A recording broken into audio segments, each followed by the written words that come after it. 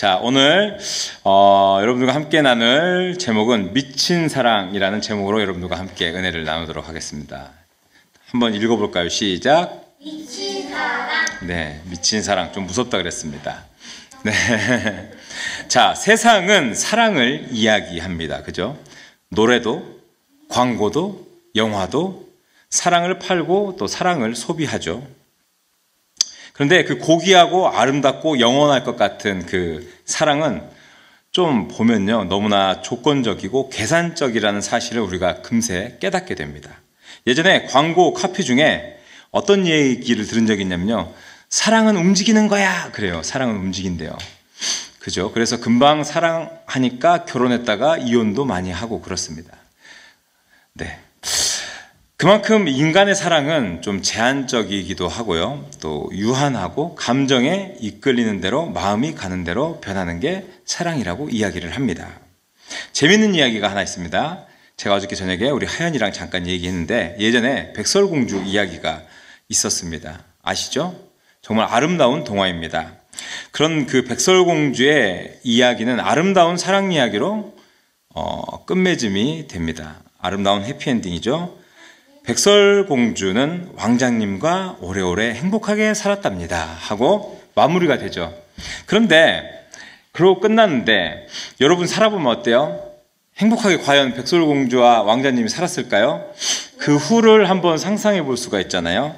결혼하면 그때부터 시작일까요? 끝일까요? 그죠? 시작입니다.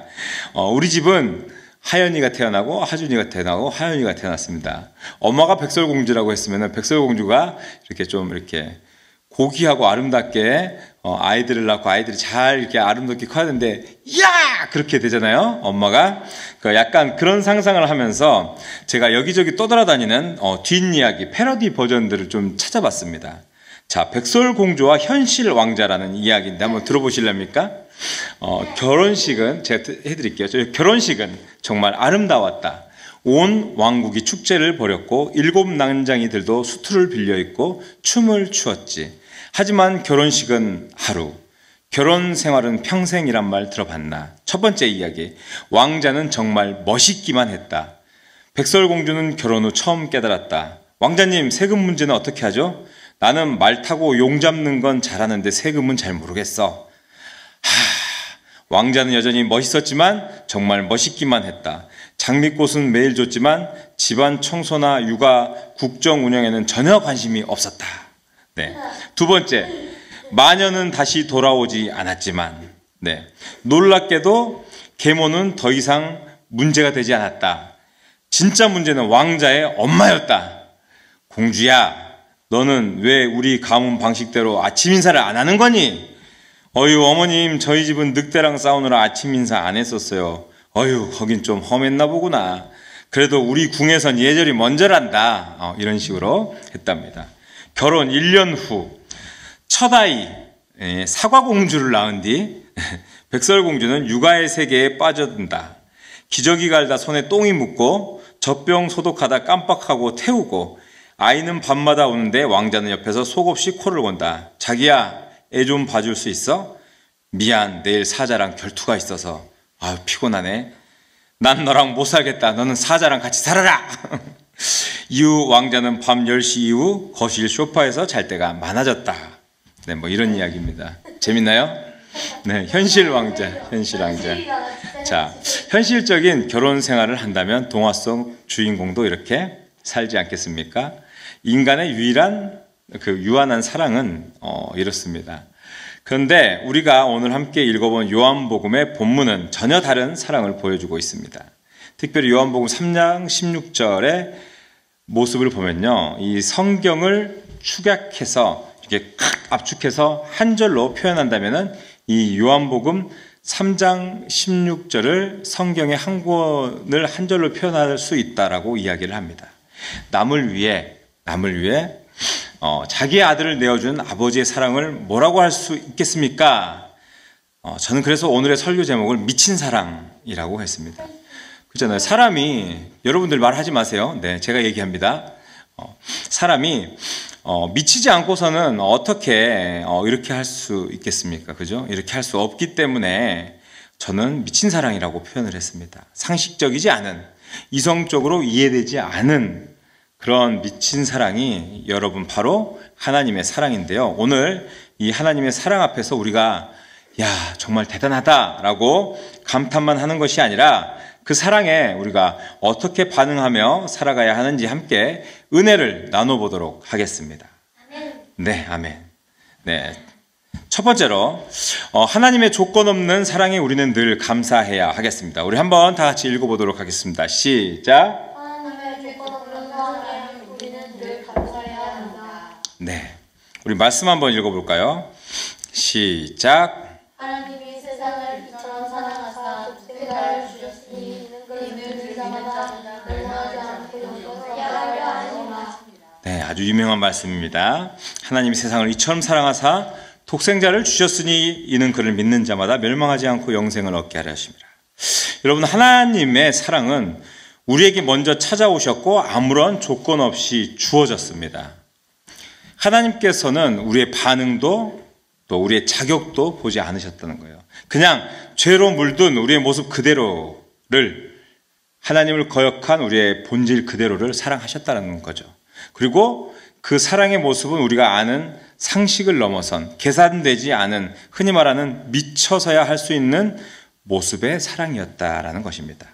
우리가 자녀를 사랑하는 것은 너무 당연한 것입니다. 그죠? 내가 여러분들 사랑하는 것 너무 당연한 거죠. 이 중에 자녀를 사랑하지 않는 부모가 없을 겁니다. 여러분들도 아마 성장하면은 여러분들의 자녀를 낳으면 너무너무 사랑할 겁니다. 저에게 저희 아버지께서, 여러분들의 할아버지죠. 저희 아버지께서 술을 한잔 하시면은 자주 하는 18번 이야기가 있습니다. 저한테 하는 얘기예요. 어떤 이야기냐면요, 내가 너를 얼마나 사랑하는지 아냐, 막 이런 걸 강조하세요. 왜 이런 이야기를 하냐면요, 어린 시절에 저희 아버지는 가정폭력이 되게 심했어요. 가정폭력의 가해자였어요. 그래서 그 좀 미안함을 이제는 좀 감추고 싶으신지 몰라도, 내가 가정폭력을 많이 했지만 그래도 근본적으로 내가 너를 너무너무 사랑한다. 그죠? 아버지니까 사랑하는 마음이 있죠. 그래서 좀 그런 이야기를 많이 하시고 싶은 것 같으세요. 그러면서 이런 이야기를 합니다. 저는 모르는 이야기예요. 제 돌 때 이야기를 하시는 거예요. 내가 돌 때 이야기를 어떻게 기억하겠어요? 어떤 이야기를 하냐면요, 아버지가 술을 한잔 하시고 저를 안고 밤에 어디를 갔다 오셨나 봐요. 어디를 갔다 오는 길에, 이제 옛날 시골길이겠죠? 그 가로등 하나 없는 그런 시골길에 저를 안고 걸어가다가 넘어지셨대요. 근데 넘어지는데 저를 안고 돌부리에 걸려서 이렇게 넘어지는데, 앞으로 넘어지면은 아이를 안고 있으니까 앞으로 넘어지면 아이가 다칠 수도 있잖아요. 근데 그 상황에서 자기도 술에 취했지만 넘어지면서 이렇게 해서 등으로 떨어졌다라는 거예요. 그러면서 내가 너를 얼마나 사랑하느냐, 내가 앞으로 떨어질 수도 있지만 등으로 떨어졌다. 근데 속으로 무슨 얘기를 했냐면은, 술을 먹고 애를 안고 밖에 나가면 안 되지.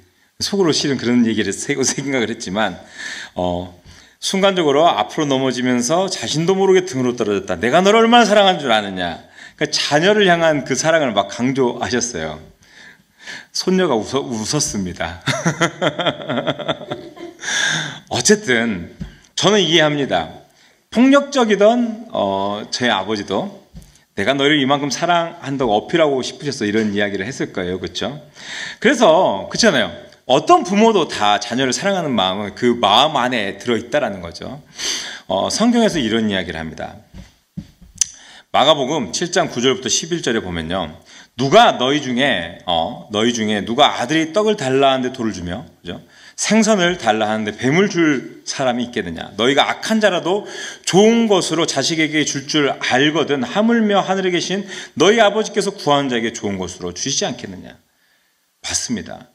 맞습니다. 이 성경의 말씀처럼 그 어떤 아비도 자식에게 나쁘게 하지 않습니다. 자녀들을 이렇게 사랑하는 것이 당연한 것입니다. 하물며 사랑하는 우리 하나님 아버지께서도 마찬가지셨습니다. 그런데 하물며 사랑의 본체이신 하나님은 어때요? 자신의 하나뿐인 아들을 얼마나 사랑하셨겠습니까? 그죠?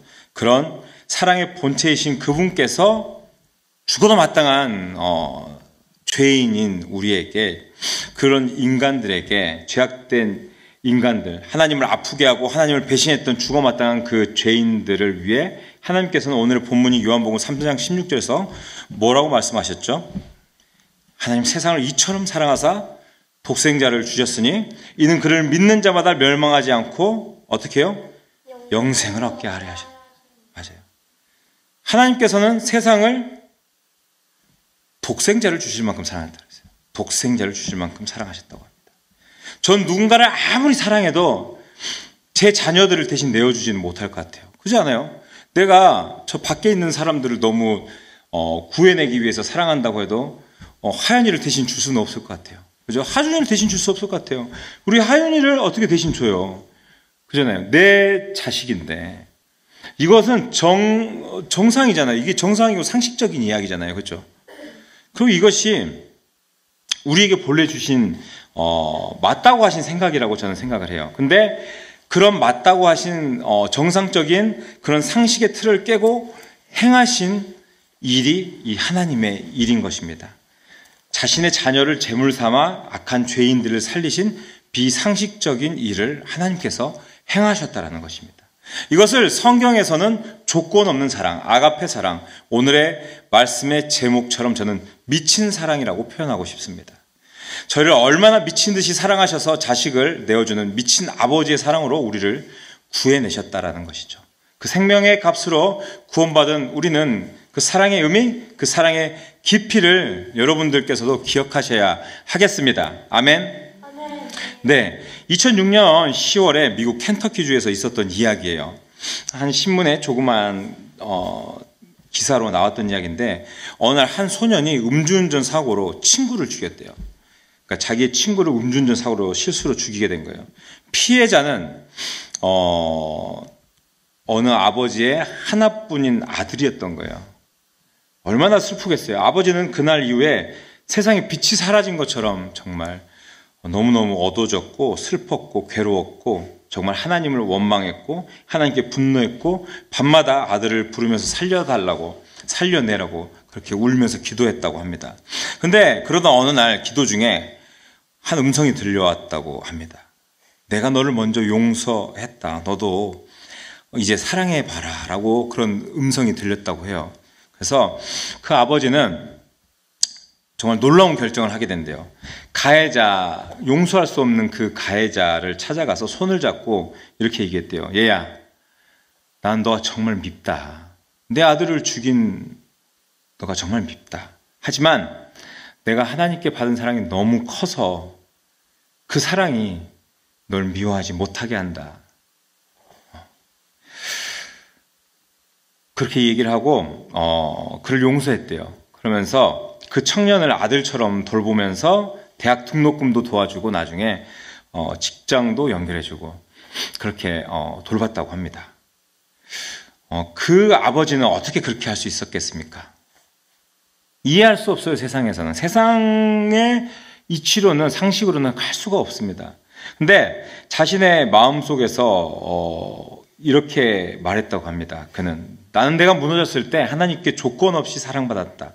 내가 주님을 알기 전에 이미 주님은 나를 안아주셨다. 내가 뭔가를 잘했기 때문이 아니라 하나님이 나를 먼저 사랑하셨기 때문에 그랬다라고 이야기를 했답니다. 여러분 우리도 그 미친 사랑을 받았습니다. 여러분 우리 모두는 영적으로 보면은 하나님의 마음을 아프게 한 사람들이고 또 죄로 인해 죽은 자들이었고 하나님을 모른 채 살아가던 사람들이었습니다. 그런데도 하나님께서는 먼저 우리를 찾아와 주시고 우리를 기억하시고 사랑하셨습니다. 여러분 그거 아십니까? 예수님께서는요 우리가 어쩌면은 회개하기도 이전에 이미 2000년 전에 십자가에 돌아가셨습니다. 십자가를 또 지셨다는 것이죠. 우리가 하나님을 알기도 전에 하나님께서 우리를 찾아오시고 우리를 기다리고 계셨다라는 것입니다. 그러니 우리가 감히 어쩌면은 그 사랑을 감사하지 않을 수가 있겠습니까? 하나님의 위대한 그 사랑을 받은 자는 그 사랑을 잊을 수가 없다라는 것이죠. 그리고 그 사랑을 받은 자는 거기에 머무르지 않고 다시 그 사랑을 흘려보내게 되는 것입니다. 오늘 자기 아들을 잃었지만 그 아들을 죽인 친구를 사랑하기로 결단했던 그 아버지처럼 우리도 고백할 수 있어야 하는 것입니다. 주님, 내가 주님을 사랑하는 이유는 주님이 먼저 나를 사랑하셨기 때문입니다. 네. 이 시간 간절히 바라기는 오늘도 우리의 삶에 감사할 조건이 보이지 않을 수도 있습니다. 그렇죠? 그렇지만 고통과 억울함, 외로움 그런 것들이 우리 삶에 가득할 수도 있겠지만 그럼에도 불구하고 우리는 하나님의 사랑을 받은 자들입니다. 그리고 그 사랑은 절대로 끊어지지가 않는 사랑입니다. 그 사랑 앞에서 여러분 감사하시기 바랍니다. 그 사랑 앞에서 우리가 다시 걸어가야 하겠습니다. 그래서 하나님 조건 없이 사랑하심에 여러분 정말 그 사랑 앞에서 감사하십시오. 하나님 감사합니다. 그렇게 고백하십시오. 그 한마디로 오늘 다시 승리하는 저와 여러분들의 삶이 되시기를 주님의 이름으로 축복합니다. 아멘. 네, 두 번째로 하나님의 사랑은 우리를 변화시키는 능력이라는 것이죠. 우리 다 같이 읽어보겠습니다. 시작. 하나님의 사랑은 우리를 변화시키는 능력입니다. 자, 우리 말씀 한번 읽어볼까요? 시작.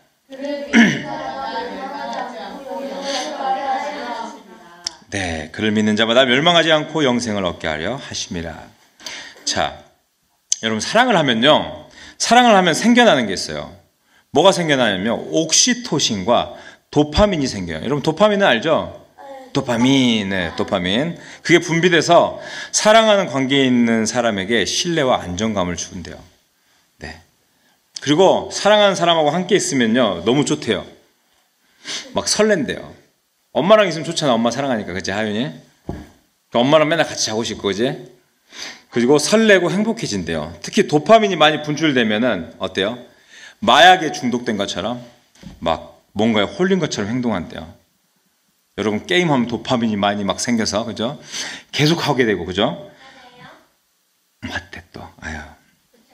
그리고 사랑에 빠지면은 이 자아 존중감 또 높아지고 갑자기 내가 저 인간을 책임져야 되겠다, 막 그런 마음이 생긴대요. 그래서 앞으로 더 잘 살아야 되겠다, 그런 마음도 생기고 삶의 목표와 책임감도 또 갖게 된다고 합니다. 그러면서 심리적 안정감, 또 우울증 같은 정신적 문제로부터도 자신을 좀 보호하게 된다고 합니다. 그리고 사랑을 하면은 스트레스가 감소되고 면역력도 강화되고 하여튼 삶의 모든 면에 긍정적인 영향을 미친다고 해요. 제 말이 맞는 것 같나요? 사랑을 안 해봤으니까 잘 모르겠죠? 뭐 그렇다고 합니다. 연구에 뭐 잘 모르니까 틀렸다고 해도 연구 결과가 이렇대요. 네, 제가 연구 결과를 보고 이야기하는 거니까 맞는 말입니다. 네. 실제로 제가 아는 친구가 있습니다. 네, 누구라고 말은 안 하겠습니다. 강릉에서 몇백 킬로 떨어진 거리까지 여자친구를 만나러 매주 가더라고요. 매 주말. 근데 왕복하면 거의 1000km가 돼요. 잠도 못 자고 피곤해도 사랑하니까 왔다 갔다 하더라고요. 근데 헤어졌어요. 헤어지니까 그런 원수가 없더라고요. 세상에 이 죽일 놈의 원수가 되더라고요. 사랑할 때는 막 한 1000km 되는 거리를 막 매주 왕복해서 가더니 헤어지니까 이 죽일 놈의 원수가 돼요. 그렇습니다. 사람들의 사랑은 그래요. 사랑할 때는 그 1000km가 넘는 거리도 매주 왔다 갔다 하다가 헤어지면은 죽일 놈, 죽일년 막 이렇게 돼버립니다. 네, 사람의 사랑은 그런 겁니다. 그런데 오늘 성경에서 이야기하는 하나님의 사랑은 사람들이 그냥 느끼고 즐기고 좋다라고 말하는 그런 감정에 대한 사랑을 말하는 그런 것이 아니라는 거죠.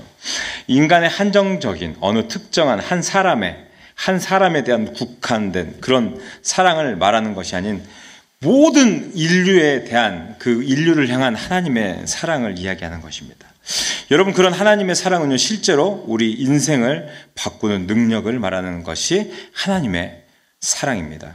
하나님의 사랑은 우리를 어떤 영혼의 형벌에서 건져내고 새로운 삶을 살게 하시는 힘이 있습니다. 그래서 하나님의 사랑을 경험한 사람은 어떤 능력이 있냐면요, 결코 예전의 삶처럼 살 수가 없습니다. 그러니까 예전의 모습, 예전에 예수님 안 믿을 때, 거듭나지 못했을 때 그 성품, 그 모습, 그 말투, 그 행동을 그대로 갖고 있다면은 그건 하나님의 사랑을 온전히 경험하지 못한 사람이라고 할 수가 있는 것이죠. 그런데 하나님의 사랑을 진짜 제대로 경험하면은 그 이전처럼 절대로 행동할 수가 없습니다. 왜냐하면은 그것이 하나님의 사랑의 능력이기 때문에 그렇다라는 것이죠. 우리 주변에도 그런 하나님의 능력을 경험한 사람들이 너무나 많이 있습니다. 너무나도 많이 있습니다. 그런 간증은 세상 모든 사람들이 한 가지씩은 모두 가지고 있는 것 같습니다. 하나님 제대로 경험하고 만나고 하나님의 사랑을 경험하고 깨달은 사람들은요, 이런 간증이 너무나 많이 있다라는 것이죠. 오늘 특별히 니키 크루즈라는 선교사님의 이야기를 좀 들려드릴게요. 이분은 어린 시절부터 뉴욕의 악명 높은 미우미우라는 깽단의 리더로 살았어요. 이 깽단에 어떻게 들어갔냐면은 이 니키 선교사님이 8살에 어머니에게 쫓겨났대요. 어머니가 8살에 버려버렸어요. 그리고 방치됐고 그렇게 길거리에서 자라서 그 마음속에 얼마나 악한 마음들이 많이 생겼겠어요. 그래서 살인과 폭력이 그 사람의 삶의 일상이 되어버렸어요. 8살부터. 그렇게 한 300명을 끌고 다니는 깽단의 두목이 됐는데 어느 날 깽단의 두목으로 이끌고 살던 어느 날 디스코장에서 이제 뭐 이렇게 놀면서 있는데 여성들하고 춤추고 있는데 데이빗 윌커슨이라는 목사님이 그곳에 이제 전도하러 나타난 거예요. 그냥 와서 이분은 노방전도 하는 사람이에요. 이 데이빗 목사님은 작은 시골교회 목사로 가끔 길거리에서 설교하시고 막 그러는 분이에요. 노방전도 하고. 근데 그분이 니키는 이 데이빗 목사님 가끔 길거리 지나가다 설교하는 거 봤는데 꼴보기가 싫었어요. 근데 갑자기 그 디스코장에 와서 저를 설교하려고 하니까 야 저거 쫓아내 하고 쫓아내는데 갑자기 데이빗이 니키에게 한마디 하고 떠나가는 거예요. 뭐라고 떠나갔냐? 니키! 예수님이 너 사랑하신대. 니키! 예수님 너를 위해 죽으셨어. 그랬대요. 그러면서 끌려나갔어. 근데 니키는 그 말을 듣고 데이빗 목사한테 침을 뱉었어요. 그거 욕했어. 미친놈이라 그러면서. 그렇잖아. 그렇겠지. 깡패인데. 근데 참 이상하죠? 그 이야기를 듣고 2주 밤낮으로 그 이야기가 그 머릿속에서 니키 머릿속에서 떠나가지 않았대요. 그래서 여차하면은 저 목사를 죽여야 되겠다 생각하고 권총을 가슴에다 품고 데이빗 목사의 설교 현장에 들어가서 말씀을 들었대요. 근데 그 말씀을 듣다가 회심을 하게 돼요. 그 예수님의 얘기, 예수님의 잡혀갔던 얘기, 그런 얘기를 듣다가 저런 사람이 절대 틀린 말을 할 수가 없다. 예수님의 얘기를 들으면서 배신당하고 하는 말을 들으면서 내가 있었으면 내 깽단들을 데려와서 저 예수님을 구출해냈을 건데 너무 순수하죠. 저 배신 당할 때 제자들은 뭐 하고 있었을까? 막 이제 이런 생각을 하면서 내가 있었으면 저 예수님을 구해냈을 건데 막 이런 상상을 했다라는 거예요. 그러면서 그 안에서 갑자기 회심을 하게 됐다라는 거예요. 그러면서 평생을 날 구원하시고 사랑하신 하나님의 사랑을 전하는 청소년 복음전도자로 살게 돼버렸어요. 그게 20살 초반에 완전히 변화해서 회심하게 됐다라는 거예요. 정말 신기하죠?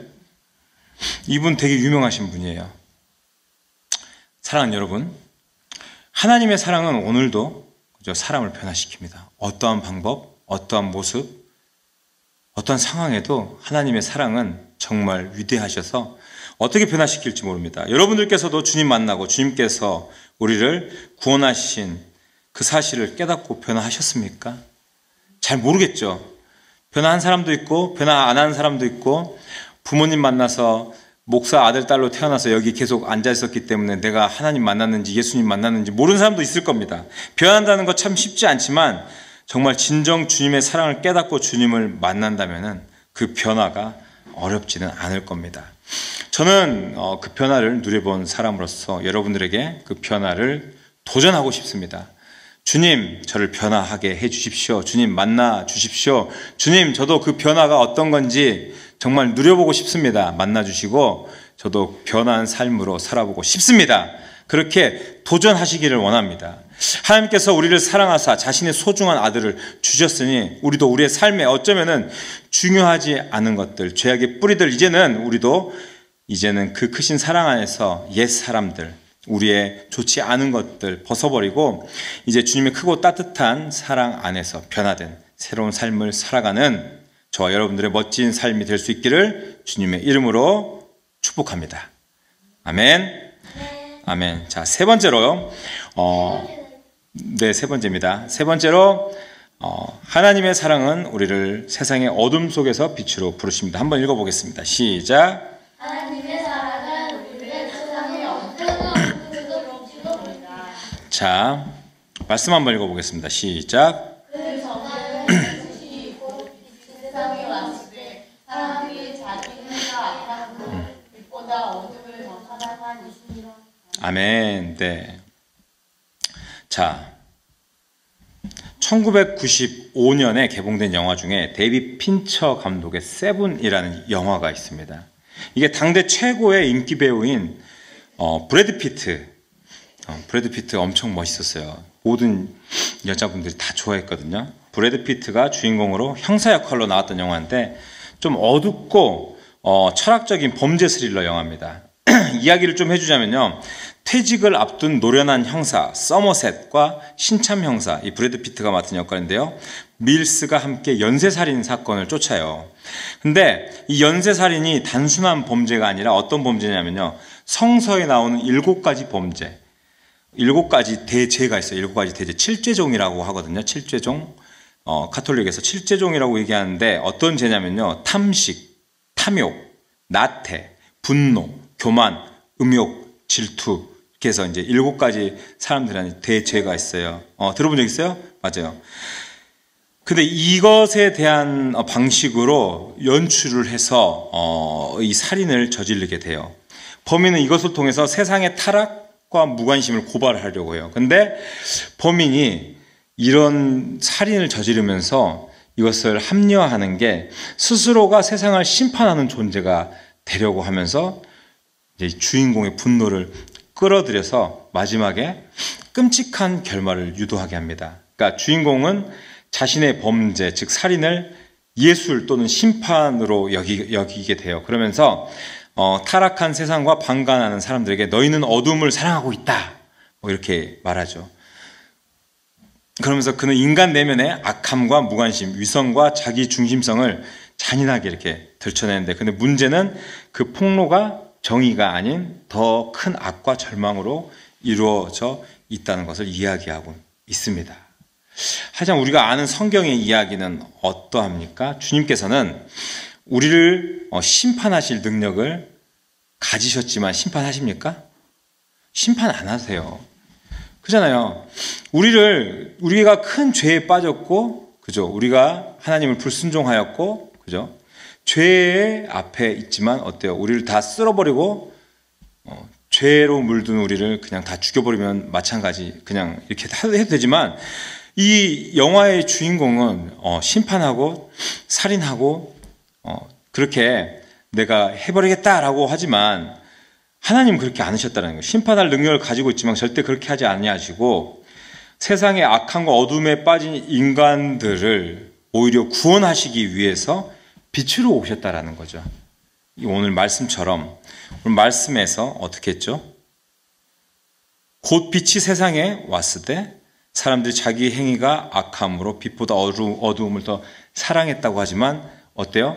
빛으로 주님께서 오셔서 이 빛을 통해서 어둠을 밀어냈다라는 것이죠. 우리가 계속해서 읽어보고 배우고 있는 요한복음 3장의 이야기 어때요? 너희를 단죄하겠다.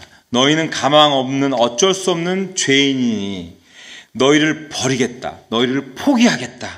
그런 메시지가 아니잖아요. 그렇죠? 내가 너를 사랑한다. 그 어떠한 상황에도 나는 너를 포기하지 않을 것이다. 너희가 어두움에 함몰되어 있어도 너가 나를 외면하고 어두움 속에 있어도 내가 너를 반드시 구원하겠다. 한마디로 하나님의 구원으로의 초청의 메시지가 여기 있다라는 것이죠. 하나님이 우리들을 어떻습니까? 너무나 사랑한다라는 이야기, 그 모든 메시지가 들어있습니다. 사람들이 왜 빛을 거부했습니까? 빛을 거부한 이야기는 그냥 사람들은 어두움을 좋아합니다. 왜? 인간들은 죄인이기 때문에 죄를 사랑하는 죄의 속성 때문에 스스로 어둠 속에 안주하고 싶어합니다. 영화 세븐에서 악역을 맡았던 연쇄살인마는 끝까지 사람들의 죄를 이용해 절망을 만들었어요. 근데 예수님께서는 사람들에게 절망 대신 그 모든 사람들의 죄를 대신 지고 그들의 인생에 빛으로 찾아오사 희망을 만드셨습니다. 여러분, 예수님의 사랑은 어둠 속에서 빛으로 우리를 부르십니다. 세상은 여전히 어둠 가운데 있어요. 이 세상 나가보세요. 어두운 천지예요. 세상 밝은 희망을 얘기하지만 어두운 것들 많습니다. 이기심, 경쟁, 혐오, 분열, 욕심, 질투, 미움, 시기, 뭐 곳곳에 많아요. 친구들끼리도. 그잖아요. 경쟁하지 않으면, 밟고 올라서지 않으면 성공할 수가 없는 겁니다. 정말 하나님이 원하시는 선한 속성들과 반대되는 사탄이 좋아하는 악함과 어두움에 근원되는 속성들이 우리를 어둠에 묶어두고 그게 맞다고 이야기를 해요. 너희는 어쩔 수 없는 존재들이고 너희는 그곳에 머물러야 한다고 그런 거짓된 메시지로 말하고 너희는 패배자들이고 너희는 포기해야 되고 할 수 없다고 하면서 그렇게 이야기를 합니다. 사탄과 손잡으며 세상을 향해서 하나님을 손가락질하며 살아가게 만들어버리고 있는 것이 이 세상이라는 것이죠. 여러분, 우리는 그런 세상의 속성의 그 어두움에 속지 말아야 하는 것입니다. 왜냐하면 그런 세상 속에서 하나님께서는 우리를 그분의 사랑의 대사로, 빛으로 부르셨기 때문입니다. 죽기까지 사랑하신 그 사랑을 우리는 기억하고 우리는 따라야 하는 삶을 살아가야 하고 감사하는 인생으로 주님을 붙들어야 하는 것입니다. 우리가 세상의 방식대로 분노하고 똑같이 미워하는 것이 아니라 오로지 하나님의 사랑으로 사랑하며 살아가는 것이 그것이 이 땅에서 우리가 살아야 하는 그리스도인의 삶의 방식이라는 것이죠. 이 시간 마치겠습니다. 간절히 바라는 것은 이 세상의 그 어떤 사랑보다 강하고 깊고 미친 듯이 우리를 향한 하나님의 그 크신 사랑을 여러분 잊지 마시고 이 사랑 앞에 우리의 삶이 달라지지 않을 수 없음에 늘 감사하며 우리의 삶을 변화하며 이제는 그 사랑을 세상에 살아내는 멋진 그리스도인으로 칭찬받는 저와 여러분들의 삶이 될 수 있기를 주님의 이름으로 축복합니다.